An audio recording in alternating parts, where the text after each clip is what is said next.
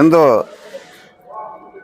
ನಮ್ಮ ಕೋಲಿ ಸಮಾಜ ಭವನದಲ್ಲಿ ಇವತ್ತೆಲ್ಲ ಪತ್ರಿಕಾ ಮಾಧ್ಯಮರಿಗೆ ಧನ್ಯವಾದಗಳನ್ನು ಹೇಳುತ್ತಾ 21ನೇ ತಾರೀಕು ನಿಜಶರಣ ಅಂಬಿಗರ ಚೌಡಯ್ಯನ ಜಯಂತಿಯನ್ನು ನಾವು ಈ ಸಲ ಎಲ್ಲರೂ ಒಕ್ಕಟ್ಟಾಗಿ ಮಾಡಬೇಕಂತ ನಿರ್ಣಯ ಕೈಗೊಂಡಿದ್ದೆವು.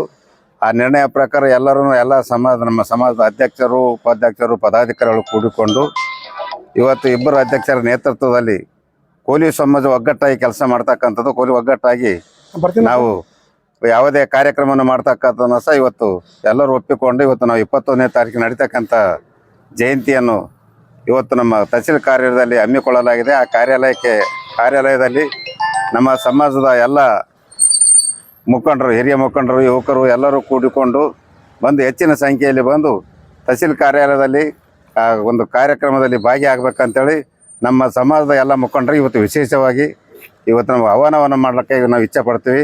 ಇವತ್ತು ನಮ್ಮ ನಿಂಗಣ್ಣ ಹೆಗ್ಲೇರಿ ಅಧ್ಯಕ್ಷರು ಮತ್ತು ನಮ್ಮ ಶಿವಕುಮಾರ್ ಯಗಾಪುರ ಅವರ ಅಧ್ಯಕ್ಷರು ಇಬ್ಬರು ನೇತೃತ್ವದಲ್ಲಿ, ಅವರ ಪದಾಧಿಕಾರಿಗಳ ನೇತೃತ್ವದಲ್ಲಿ, ನಮ್ಮ ಸಮಾಜದ ಎಲ್ಲ ಮುಖಂಡರ ನೇತೃತ್ವದಲ್ಲಿ ನಿಜಶರಣ ಅಂಬಿಗರ ಚೌಡಯ್ಯನ ಜಯಂತಿಯನ್ನು ಭಾಳ ವಿಜೃಂಭಣೆಯಿಂದ ಆಚರಿಸಲಿಕ್ಕೆ ನಾವು ಮಾಡಿದ್ದೆವು. ಅದನ್ನು ಸಹ ಇವತ್ತು ನಾವು ವಿಶೇಷವಾಗಿ ಇವತ್ತು ನಮ್ಮ ಲಾರ್ಜಿಂಗ್ ಕ್ರಾಸ್ನಲ್ಲಿದ್ದ ಅಂಬಿಗರ ಚೌಡಯ್ಯನ ಒಂದು ಕಟ್ಟೆಯ ಇಲ್ಲಿ ಇವತ್ತು ಧ್ವಜಾರೋಹಣ ಮಾಡಿ, ಆ ಧ್ವಜಾರೋಹಣದ ಮುಖಾಂತರ ನಾವು ಇವತ್ತು ನಮ್ಮ ಈ ಭವನಕ್ಕೆ ಬಂದು ಇಲ್ಲಿ ಸಹ ಧ್ವಜಾರೋಹಣ ಮಾಡಿ ನಾವು ತಹಸೀಲ್ ಕಾರ್ಯಾಲಯಕ್ಕೆ ಹೋಗ್ತಕ್ಕಂಥ ವ್ಯವಸ್ಥೆಯನ್ನು ಸಹ ನಾವು ಮಾಡಿದ್ದೆವು.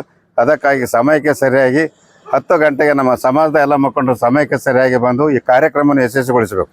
ಯಾಕಂದರೆ ತಾಲೂಕು ಮಟ್ಟದಲ್ಲಿ ಇರ್ತಕ್ಕಂಥ ಇವತ್ತು ಎಲ್ಲರೂ ಕಾರ್ಯಕರ್ತರು ಇವತ್ತು ನಮ್ಮ ಸಮಾಜದ ಮುಖಂಡರು ಗ್ರಾಮ ಪಂಚಾಯತಿಯಲ್ಲಿ ಇರ್ಬೋದು, ತಾಲೂಕದ ತಮ್ಮ ಗ್ರಾಮಗಳಲ್ಲಿರ್ಬೋದು, ಅದನ್ನು ಮಾಡ್ತಕ್ಕಂಥದ್ದನ್ನು ಇವತ್ತು ಸಮಯಕ್ಕೆ ಸರಿಯಾಗಿ ಬಂದು ಅವರು ಮಾಡಿಕೊಂಡು ಬಂದು ಇಲ್ಲಿಗೆ 10 ಗಂಟೆಗೆ ಸಮಯಕ್ಕೆ ಸರಿಯಾಗಿ ಬಂದು ಈ ಕಾರ್ಯಕ್ರಮದಲ್ಲಿ ಭಾಗಿಯಾಗಬೇಕಂತೇಳಿ ಇವತ್ತು ನಮ್ಮ ಸಮಾಜದ ಮುಖಂಡರಿಗೆ, ಯುವಕರಿಗೆ ಮತ್ತು ಎಲ್ಲರಿಗೂ ಇವತ್ತು ಬರಲಿಕ್ಕೆ ನಾವು ಇವತ್ತು ಆಹ್ವಾನ ಕೊಟ್ಟಿದ್ದೇವೆ ಸಮಾಜದ ವತಿಯಿಂದ.